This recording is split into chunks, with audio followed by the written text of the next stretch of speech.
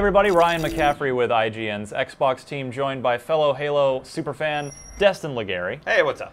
We are taking a look at the David Fincher-produced Halo 4 launch trailer, and oh look, it's Master Chief. Who is that walking towards him?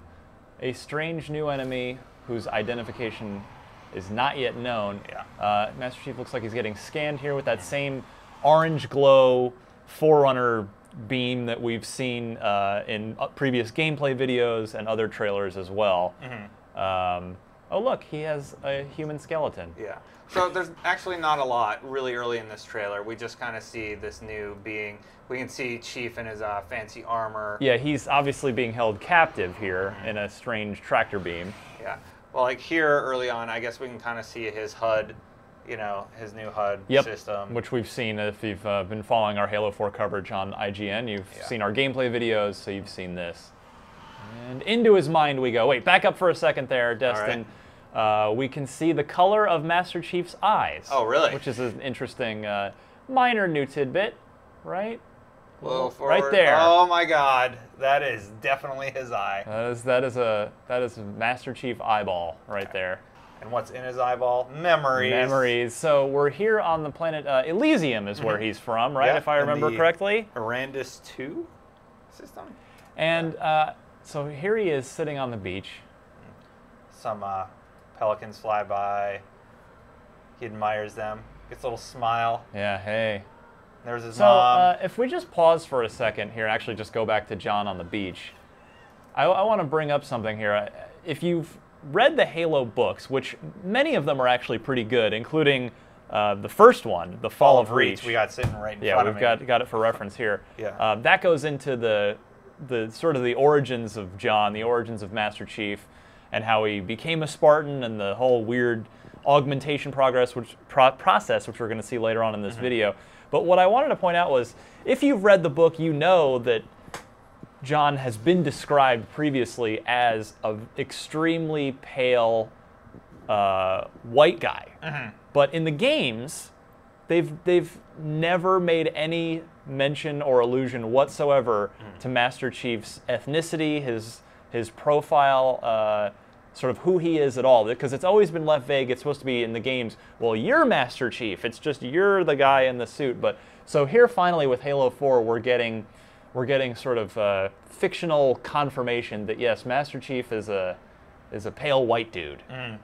Yeah. So that is him as a kid, and we'll see a little bit more in just a little bit. So there's Cortana and his mom here, and now they're showing.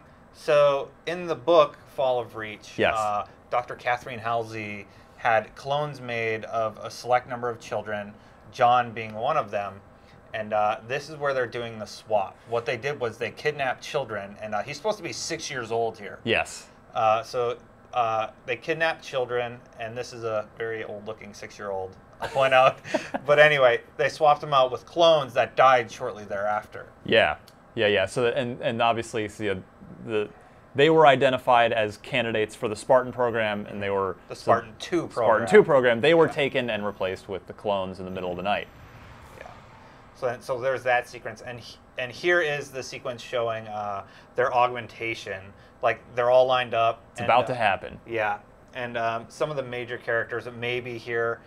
We don't see anybody with purple hair, so we don't know if we see Kelly from the books.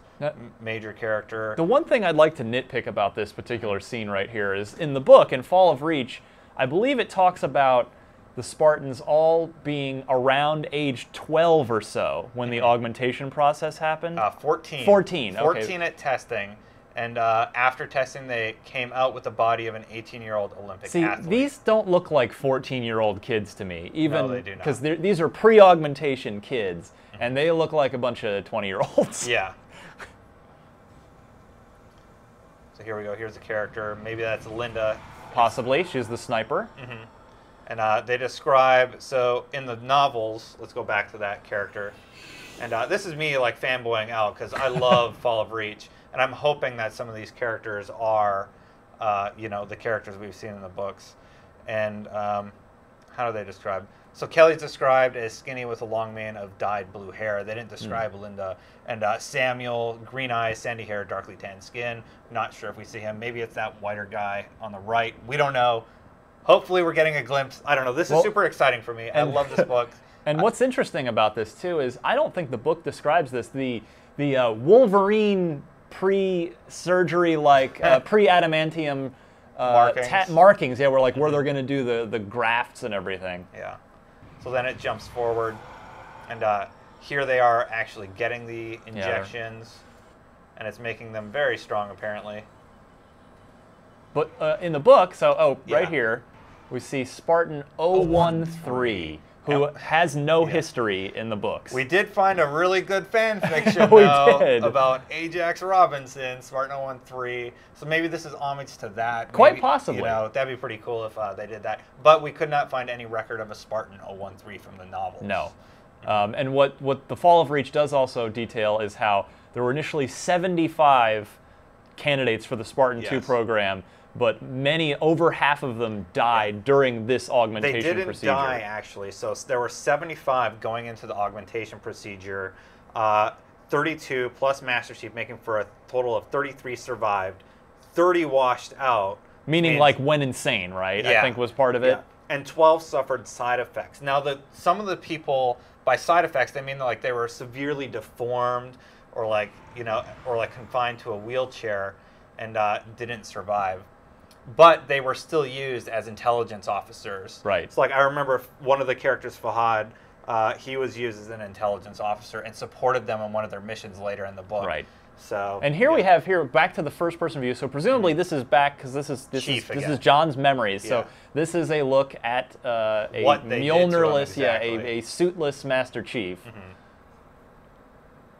And it hurts. They just cut him up. You'd think surgical techniques would be better. And then so 75 went in. Here's who's left.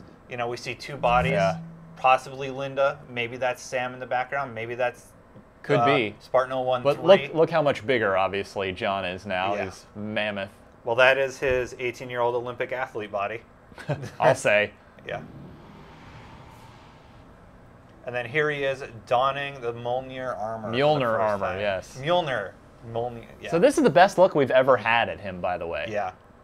It's interesting that 343, Bungie was always, for what we talked about earlier, they were always hesitant to show him in any sort of official capacity. You know, he's described in the book, but that's theater of the mind, right? This is a visual. Here we're showing you sort of what Master Chief looks like. Yeah. And this is pretty freaking cool, how his armor fastens. And this is the first time he's putting it on ever. And I believe you said, he's been wearing it for how long in the games? Right. It's detailed in the books, too. How he never takes it off. off. In 2. Well, but then he puts a new one on, because he gets new armor in 2. In the game, sure. Yeah, because at the beginning, we go from Mjolnir Mark 5 to Mark 6. Yeah. And you have that whole... Between Halo 1 and Halo 2.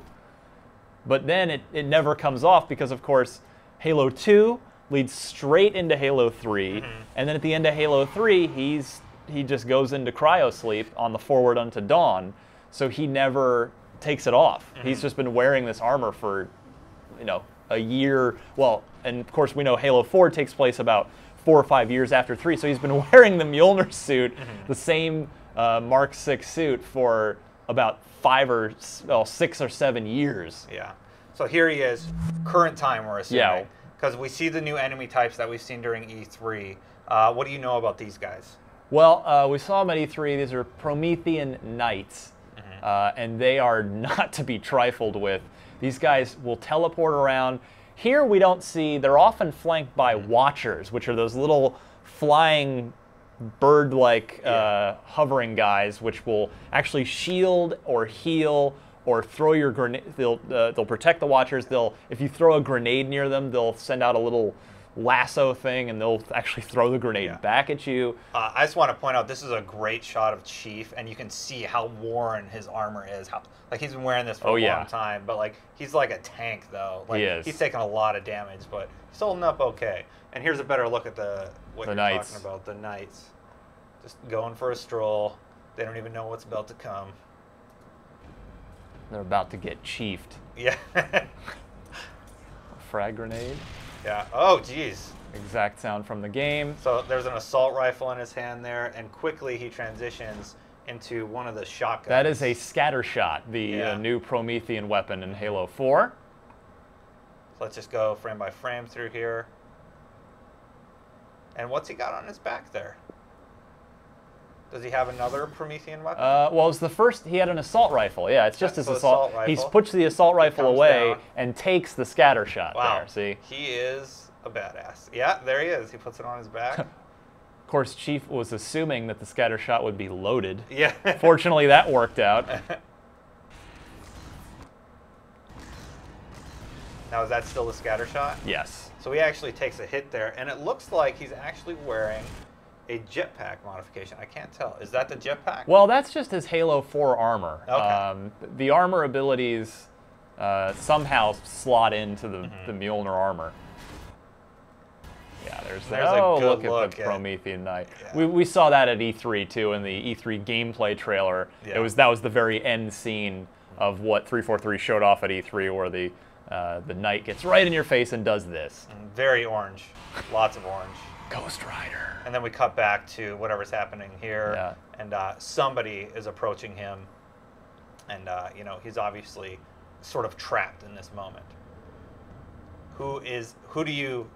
Well, we got this new character. We can all hypothesize about who he is, but I'm guessing Halo 4 will reveal who this guy is. Yeah. Guy or girl or thing or it or creature. Yeah. Weird looking alien dude. So I wonder what exactly David Fincher, how much direct involvement he had in this. Yeah.